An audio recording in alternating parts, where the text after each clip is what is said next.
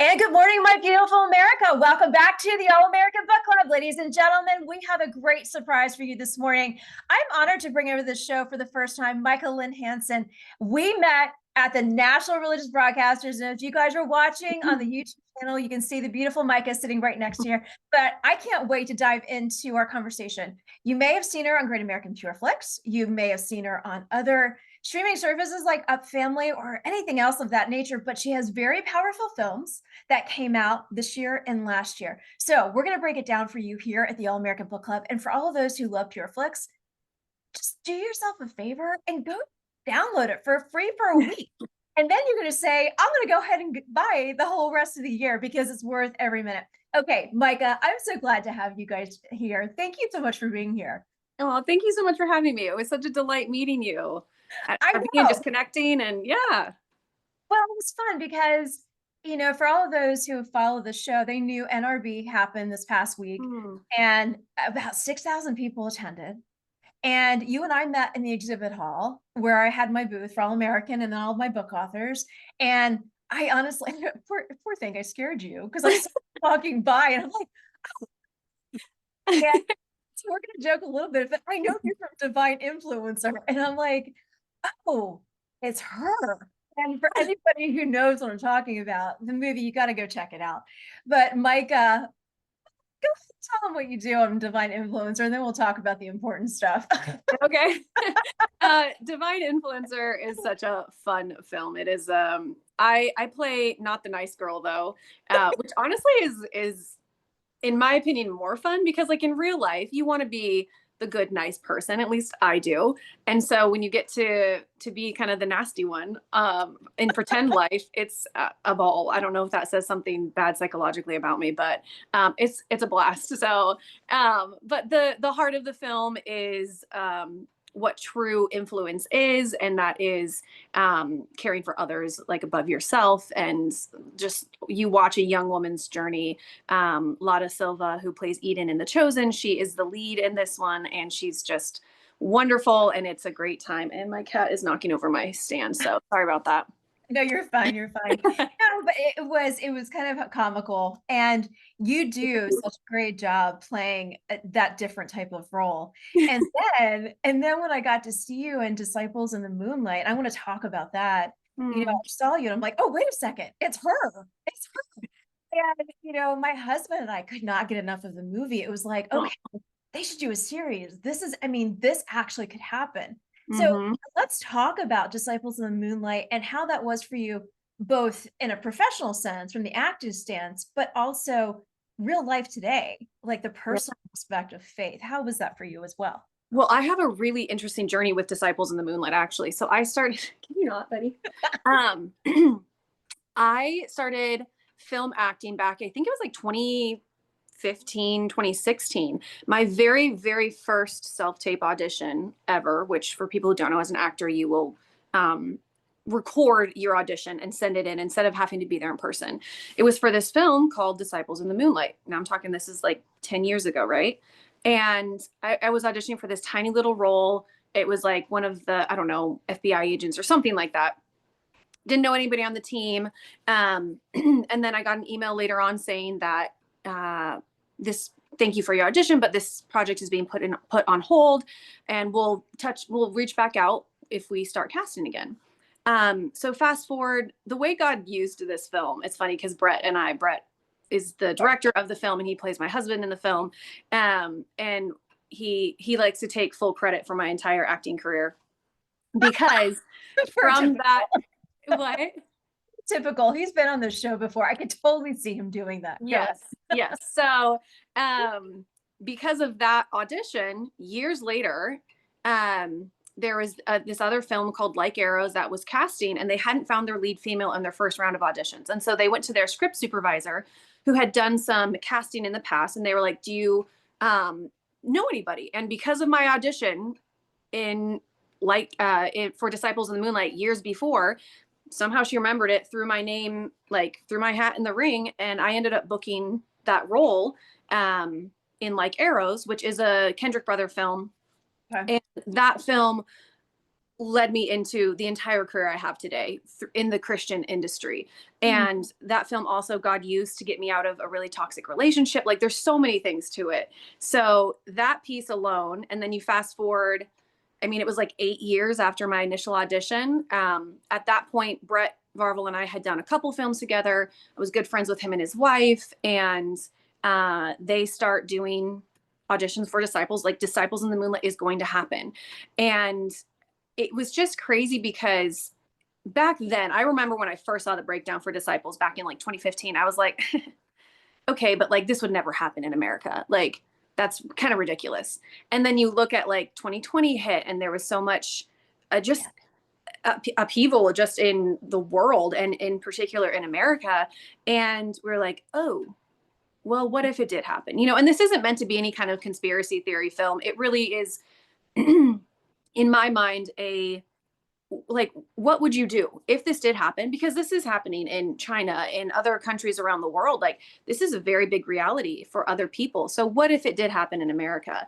And so, just the whole timing of it was crazy for me to audition for it like 10 years ago.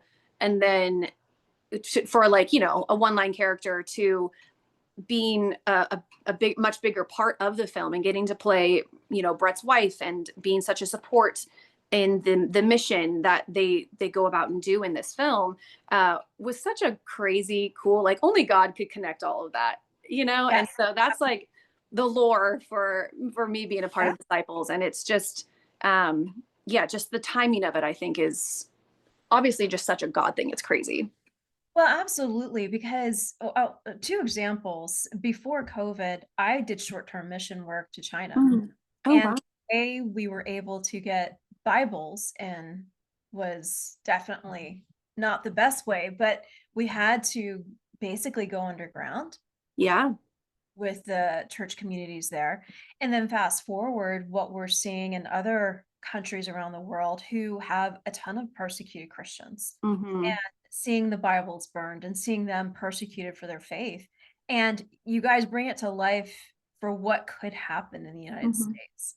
And I think a lot of the times Christians, there's a part of the population we saw coming away from NRB, a massive part of the population that wants to stand up as faith in the public square and the Hmm. communication.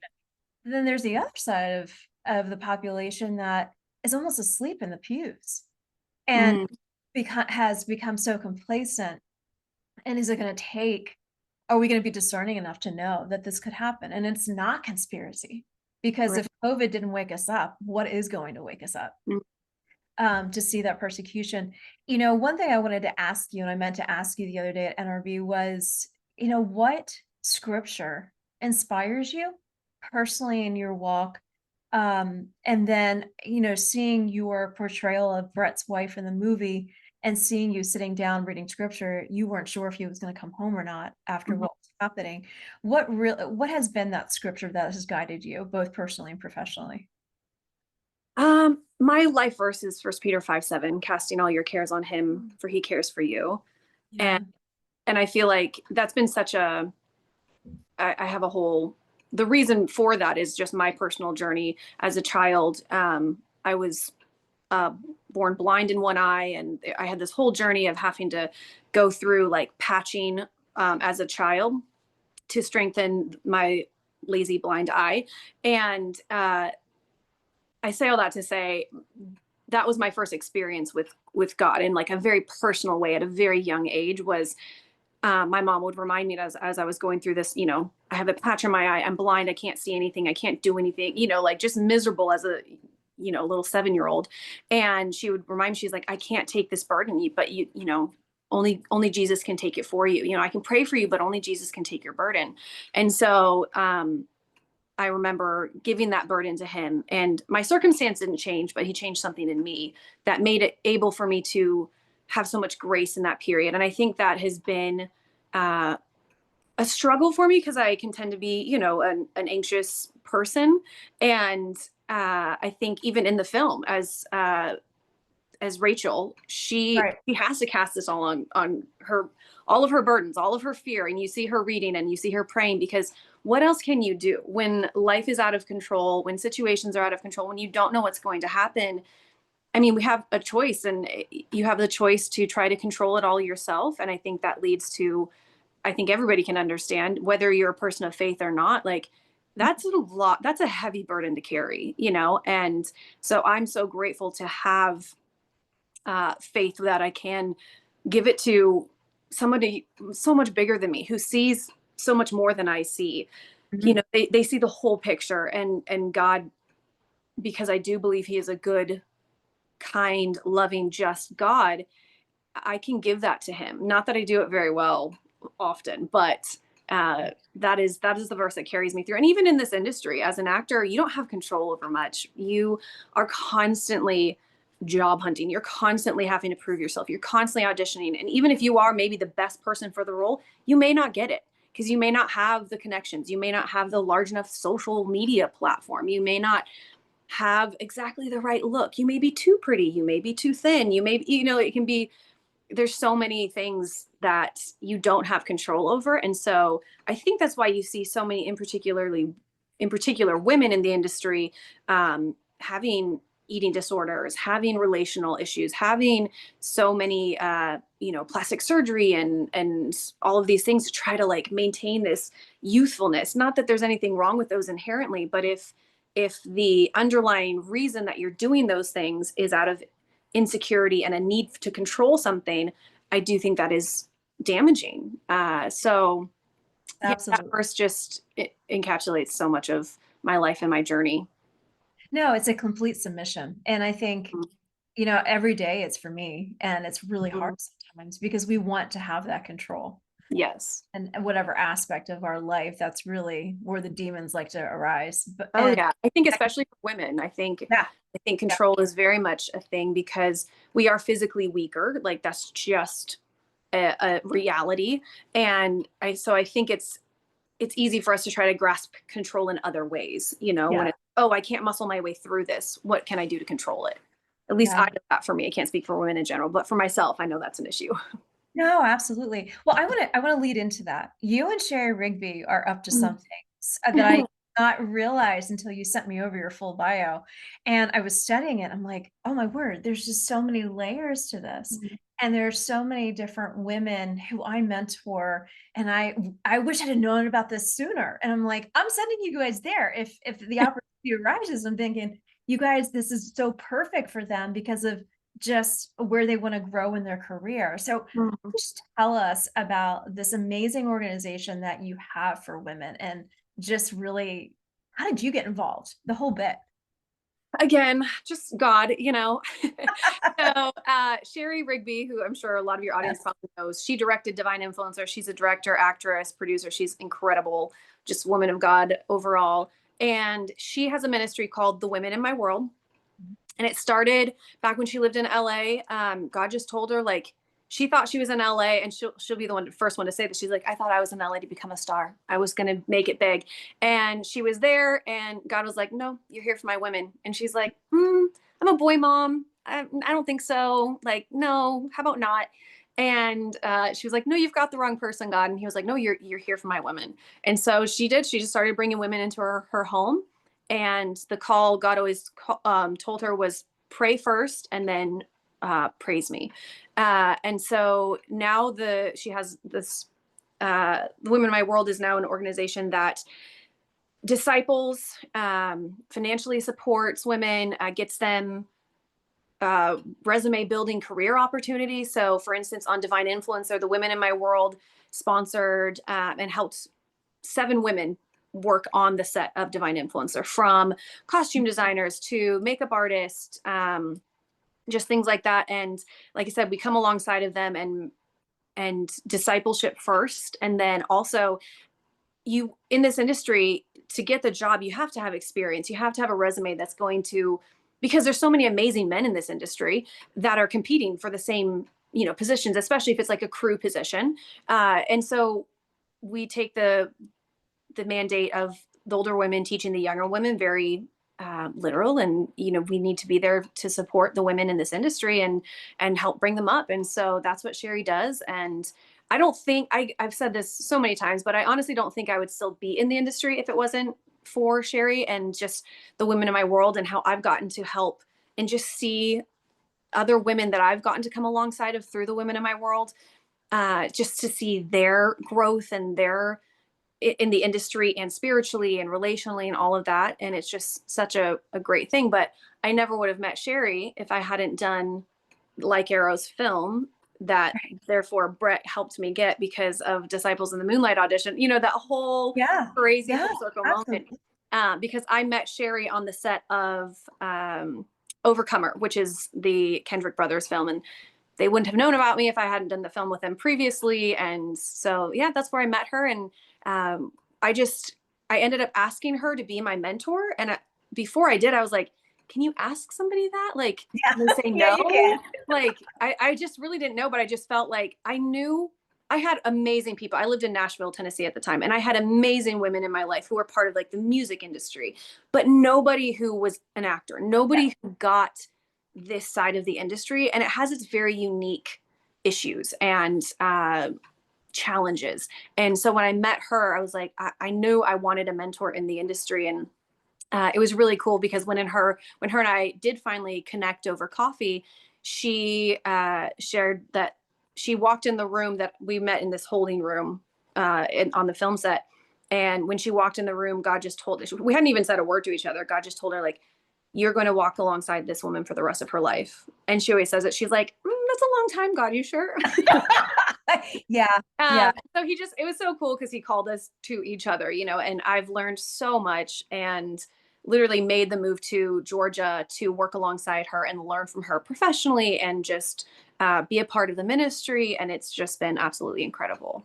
Where can women who are interested after hearing your whole description, where can they go check it out? And is there a process that they have to go through to be a part of it? So we're still working on how to, because the way God usually works with it's just very, very personal. And it's like God just lays somebody on her heart or brings a woman into her life or my life. And then we just walk alongside and do life with them. And we want to find a way where, you know, we can broaden that reach. And so we're still in the middle of that, but they can certainly get in touch just going to thewomeninmyworld.org. Definitely sign up for the newsletter there because that will let you know if we're having any events or anything in your area. And, you know, obviously follow us on Instagram, Facebook, places like that. You'll also see if we're doing any events or if we're going to be at, I think Sherry's going to be at a couple film festivals this year and can connect that way.